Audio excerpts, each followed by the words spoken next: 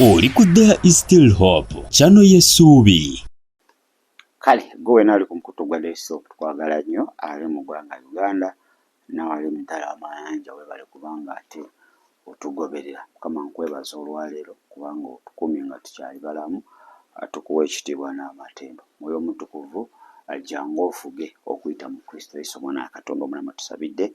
Amiina era amiina ddala. Kale nkuleetedde Reverend Harriet Asenfuka. Amanyi bangi temugenda kukkaanya naye, bangi temugenda kukkaanya naye. Agamba obwavu busobola okukulemesa Katonda. Okukulaakulana kyabwa Katonda. Obwavu busobola okulemesa Katonda. That's very true. Kisobokera ddala obwavu okulemesa Katonda. So agamba nti ekkanisa esaanidde n'okusomesa endiga engeri y'okukolamu ssente, engeri y'okulaakulana. Kanisa eteekeddwa okuba nga ekikola. Simanyi oba okkaanya naye. Nti okusinziira ku njogeraye, ekkanisa erina okuluŋŋamya bannaayo tukole, abalokole tukole, tuve mu kutuula, kolako kino, kolako kino. Okuba abamu temugenda kukkaanya naye nti that's prosperity gospel. Naye akitegeeza n'agamba kasita oba nga togattamu budyusi bukodyo, tateteeka ebbaasa sente mu bbaasa linnyako, linyirira obwavu linnya, linyirira obwavu linnya.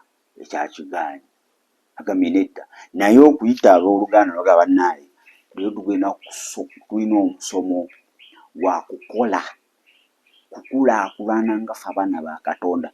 Sikirabamu Setaani. Kasita tokifuula doctrine, awo wali obuzibu. Prosperity gospel wejjira kasita tekifuuka doctrine.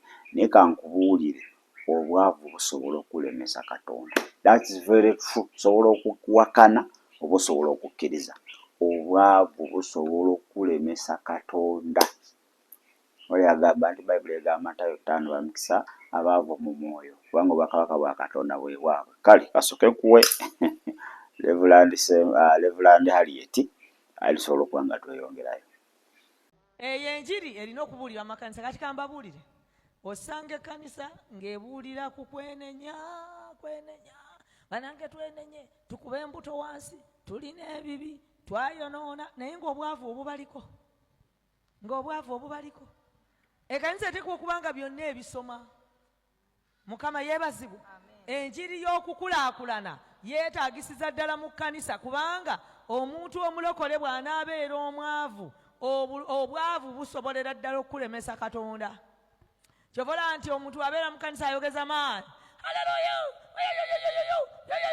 agenda okuva wano ng'enjala emuluma, akalulu ke yakubye konna ne kakola katya, ne kasala. Mukama yeebazibwe. Okukulaakulana Katonda akitwagaliza, yatuyita na kutuwa mukisa. So enjiri ey'okukulaakulana eteekwa okusomesebwa. Wano ewaffe tulina Sande gye tujja nga tuzze kusomesa ssente. Mukama yeebazibwe. Twogera ku ssente, ozifuna otya, ogaggawala otya, era byabadde bitya, ebyo tubisomera ddala wano nnyo. Lwaki? Kubanga tukkiririza mu kukulaakulana, tukkiriza mu kugula ebibanja, tukkiriza mu kuzimba zikalina. Era abantu abataagala kukulaakulana bwe balaba abakulaakulanye nga bagamba abo bagenda mu nnyanja. Kale wulira, gamba nti kale wulira. Kale wulira. Mukama yeebazibwe. Okukulaakulana kya bwa Katonda. Olina okubeera obulungi. Katonda ajja kusanyuka nnyo ng'ozze wano ng'olina obukadde 5 mu nsawo, otuweeko kamu ate osigazeemu. Siwulidde amiina. Naye gwomanyi feeling ng'otoddeko kamu n'okasuula wali nga tokirina ky'owulidde. Nuwaayo nga tolina ky'owulidde. Mukama bwe yampita okutandika enkoŋŋaana z'abakyala, nze yangamba kusomesa bakyala kukulaakulana. Era abakyala bonna batudde mu nkuŋŋaana zino okumala ebbanga tebali bubi, kubanga tulina okukulaakulana. In fact na kino kankyogere, guno omwezi gwakumeka mpozi? buli muntu ali wano oteekwa okuba olina kye wakozeeyo ekiraga nti olina gy'ogenda, olina ky'ogenda okufuuka. Waakiri ogula akakoko kamu buno obuto, waakiri embaata, olina okuba nga weeyongerako okukulaakulana kya bwa Katonda. Eyo enjiri erina okubuulirwa naye nga teteekeddwamu bukodyo. Ddira ebbaasa giteekemu $50 ogirinnyeko, olinnye obwavu bugendera muli omale muzikuŋŋaanye. Mukama yeebaze. Musomese ku bugagga, obugagga kya bwa Katonda. Abantu bonna abaasooka baali bagagga, Bayobu baali bagagga, Dawudi baani, Ibulaamu baali bagagga, ensi n'etebayinza. Tekiriimu sitaani gwe okubeera na ssente, mugambe n'amaanyi, tekiriimu ani? Tekiriimu sitaani. Omuntu agenda gamba omanye ebyaffe ebyabalokole byakubeeraawo nga tuli baavu. Gwe naani? Ffe tetubiriimu ebyo ebintu. Mukama yeebazibwe. Kakati bino ebintu birituuwe, bino ebintu kisinziira ggwe engeri gy'obikwatamu n'obugagga busobola okulemesa Katonda. Bangi nga baali bagagga we baavu wala baagwa, ate bangi baali baavu we bagagga wala baagwa. Ekisinga byonna kwe kubanga onyweza enkolaganayo ne Katonda. Kyekikulu osobola ofuna ssente ne zikujja ku Katonda. Kankubuulire bangi tubalabyeko nga takyalina budde bwa kkanisa, takyalina budde busaba. Asabe ki? Asabe ki kati mbuulira? Kuba kye yali asabira akifunye. Kiringa basisita ne babrada, we yali omuwulu yali asaba kubanga yali ayagala Mukama amugyeko ekiswalo nga bamusekeredde.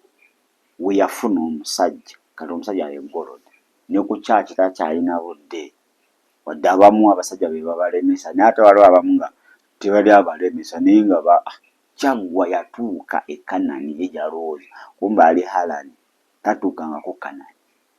Kakati kituufu gwe kankubuulire, obwavu okulemesa omuntu okuweereza Katonda. N'amakanisa mangi obwavu bugasudde, ne sitaani mwagawambidde kubanga gayina ebyetaago tegayina ssente. Nga sitaani ajja ne ssente ng'agakyusa ng'agawamba. Weewaba osobola okubeera mu kkanisa nga banoonya 10,000 naye nga mulimu abantu abasukka 30 ne zirema okujja, ne zigaana. Why?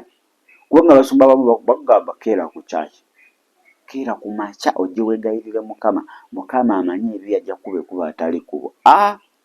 Let me tell you, oba olina ekyokukola, never joke with that job. Tozanyisa mulimu. Oba olina ekyokukola, balance ministry with work. Obudde bw'okusaba bubeere bwakusaba, n'obwokukola bubeere bwakukola. Bajja kugoba, mulokole bajja kugoba ogambe bakuloga oba olina omulimu. Naawe atalina, obwokusaba bubeere bwakusaba n'obwokunoonya, oba Mukama akubire ekkubo. Kubanga okubeera mu kyaki the whole day kiyinza obutayamba, unless kuba waliwo abagezezaako nga yalina ekikoze eki ng'emirimu agifuna, kapita amulina naye nga bwe kyatandika kifa, buli wagenda bamugoba. Asobola okugamba abana niwe naagenda ne ngufuna ngenda gumalako mwezi ogwo, ngenda gumalako mwezi gumu bangobe. Kakati osobola omu excuse nga aba ayina ensonga ze, naye gwe totaddeyo na buvunaanyizibwa kunoonya mulimu. Ogulina oliawo ogulagajjalira, weweemulula. Boosi akugambye tova wano mbugina mulancawa, weewebba n'ogenda. Kakati waanaakugoba. Mwekole buno obulamu bwe tulimu, okyali ku nsi ey'omubiri, olina okubalansinga obuweereza n'obulamu obwa bulijjo. Bino ebintu ebibiri w'olemerera obibalansinga, awo okugwa kuba kulabise mu bulamu obwo. Kituufu nsumba kyayogedde, obwavu bangi.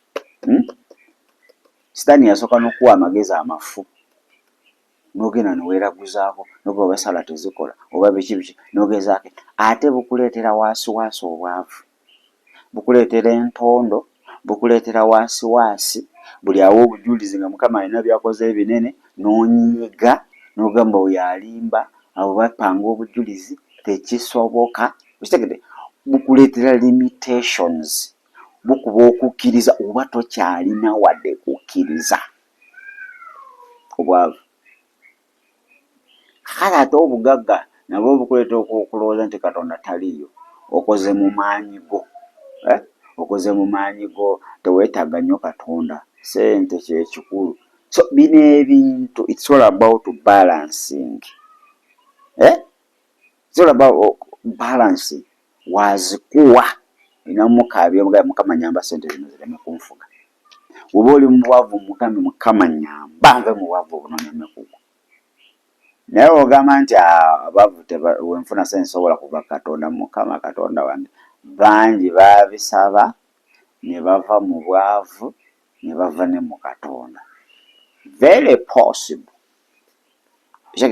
So lozo Reverend Onan Musumba eti kyayogerako be baana abalilezi abataagala kola n'abasumba abatakkiriza abantu bakole mbukira ku church buli lunaku wegayiri kyokka ye agenda kugamba ku Sunday waayo kimu ekyo 10 oba towale mu maaso ga Katonda.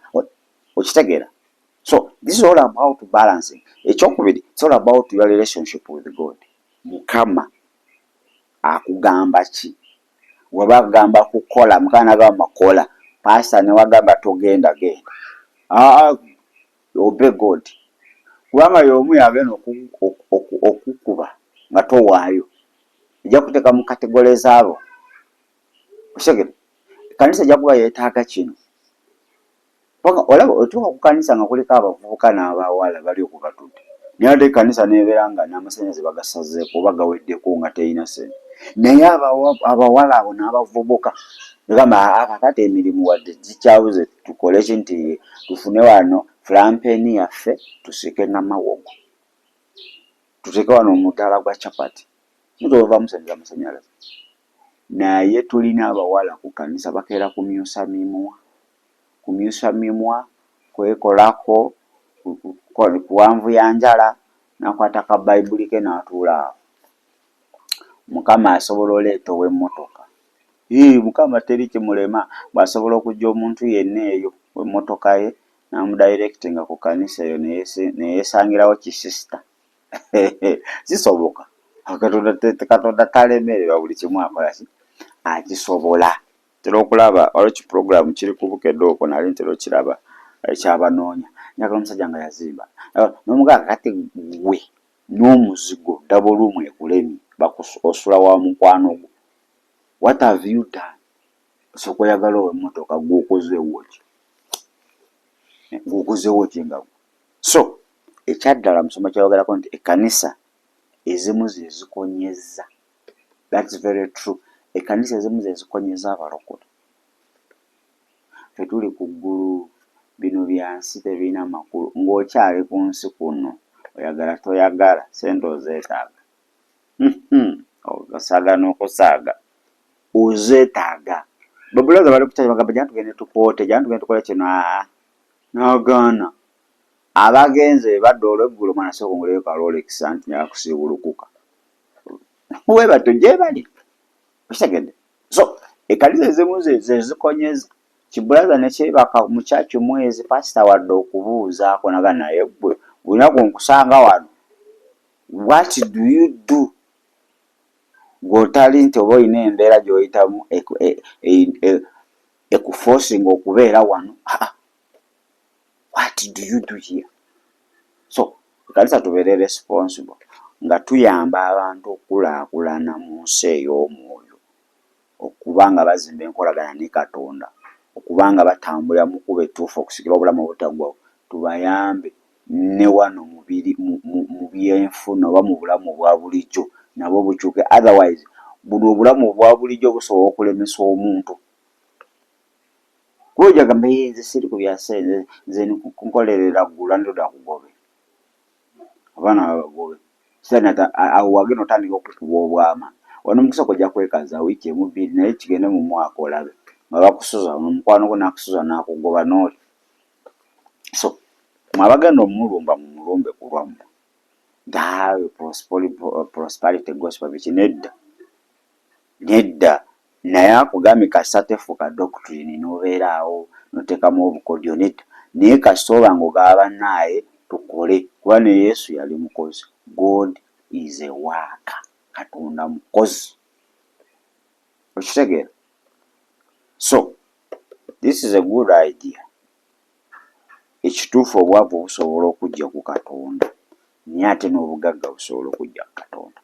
Kibala nkugambye nti mu byonna enkolaganayo ne Katonda ematalinga.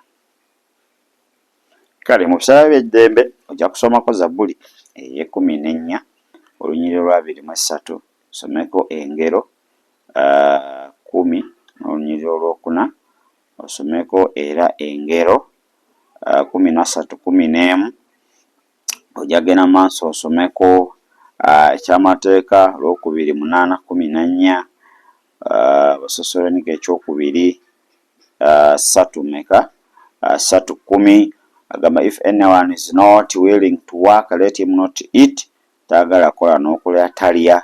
Engero 25 ate n'omubuulizi Ecclesiastes olunyiriri sura ya 5 olunyiriri lwa 19. Moreover, when God gives someone wealth and possessions and ability to enjoy them, this is a gift of God. So obugagga akirabo okuva eri Katonda akuwa amaanyi n'okola obugagga obwo.